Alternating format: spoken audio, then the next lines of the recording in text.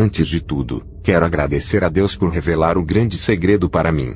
Foi através de um arrebatamento, pela misericórdia de Deus, que eu vi essa poderosa visão do diabo reunindo seus agentes para atacar solteiros e solteiras do exército do Senhor do fim dos tempos. De fato, foi porque o diabo sabe que o tempo é curto e o fim está próximo que ele convocou essa reunião.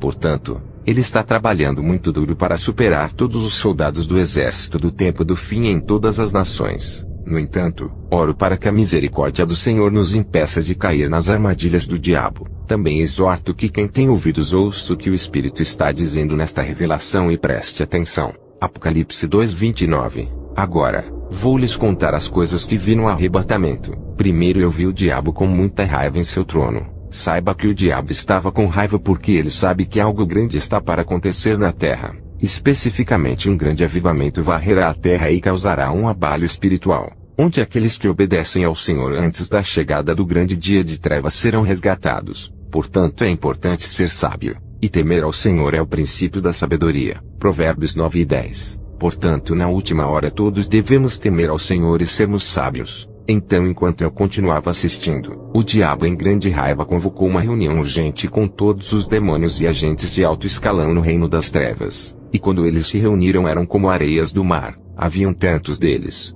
De fato, haviam demônios de tipos diferentes. Alguns tinham 3 cabeças, outros tinham uma cabeça, outros com um olho e alguns com formato triangular, enquanto outros eram muito altos, outros baixos. Ainda assim todos eles pareciam muito zangados. De fato, suas aparências eram de sem piedade. Todos eles tinham a expressão de medo no olhar. Em seguida o diabo lhes disse: Vocês estão cientes do avivamento que está prestes a ocorrer na terra. Vocês estão cientes de que o Santo Rei estabeleceu um padrão para libertar aqueles que estão em nossa prisão há décadas e anos. Imediatamente, quando os demônios e agentes de alto escalão ouviram isso, começaram a amaldiçoar o Rei da Glória, e blasfemaram muito contra o Senhor. Além disso, o diabo continuou dizendo: Convidei esta reunião urgente porque precisamos fazer algo, e já o planejei. Na verdade, eu sei tudo o que posso fazer, mas devemos trabalhar de mãos dadas. Lembre-se também de que 99% daqueles que viram os segredos do inferno e seus tormentos são escravizados por nós agora. Isto é, ele falava em referência àqueles que tiveram encontros, visões, sonhos e experiências de quase morte encontrando o Senhor Jesus Cristo. Ele continuou: Eles estão agora em nossa jaula e os possuímos com espíritos mentirosos. No entanto, alguns deles permanecem, mas ainda são nossos alvos. Todos devem vir para cá. Depois que o diabo disse isso, todos os demônios ficaram felizes e se enfureceram. O diabo continuou: Precisamos pegá-los todos. Ninguém que vê nossos segredos jamais escapará de nosso julgamento. Nesse ponto eu fiquei com medo. No entanto, o Espírito do Senhor falou comigo dizendo: Você não tem motivos para temer, estou com você. Sempre examine a si mesmo e você vencerá o filho da perdição e seus agentes.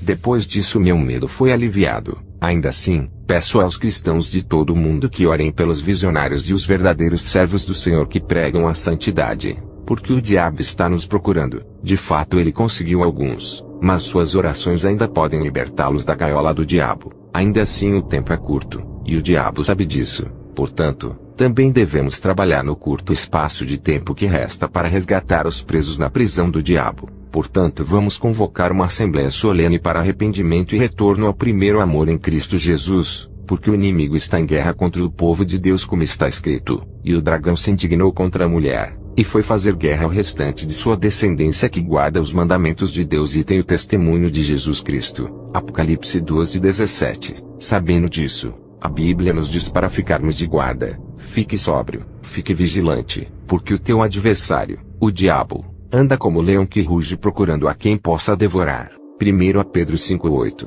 Declaro agora que em nome do Senhor Jesus seremos sóbrios e vigilantes, e não devorados. Amém. Além disso, o diabo continuou falando: O Santo Rei escolheu alguns grupos de pessoas que são jovens, crianças e adultos para usar poderosamente para abalar este mundo que eu mando, pois sou o príncipe do mundo.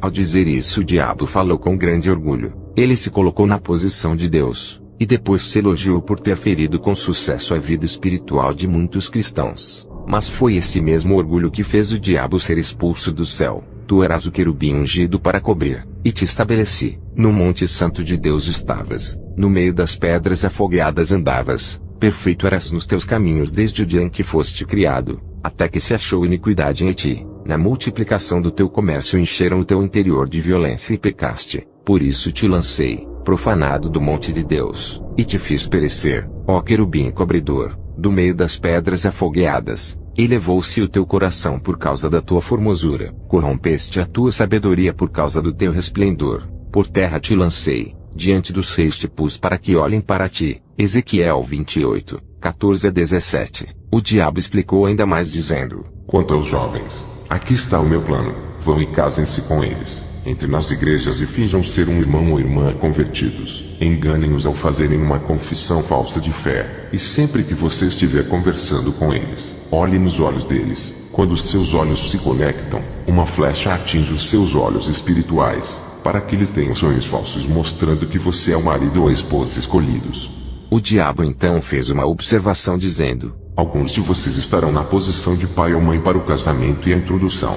A reunião continuou, e o diabo deu mais instruções aos demônios e agentes de alto escalão dizendo: Lembre-se de que o nosso tempo é curto, e não devemos falhar nessa missão, portanto casem-se com eles, e depois de casados vocês devem silenciar o chamado deles, secar a unção, cegar os olhos espirituais, fazer com que eles se desviem da vida de oração e odeiem a Bíblia. Além disso, sempre lutem com eles, impeçam-nos de realizarem atividades espirituais e assustem-os com o divórcio, mas em alguns casos se divorciem deles, porque vocês sabem que se eles se casarem com outra pessoa é adultério, e uma vez que se casam novamente cairão cegamente no inferno. Além disso, coloquem o meu espírito neles, que é o espírito de orgulho, para que eles pensem que ainda estão de pé. No entanto, vistam-se de santo onde for necessário, mas vistam-se sedutoramente onde for necessário.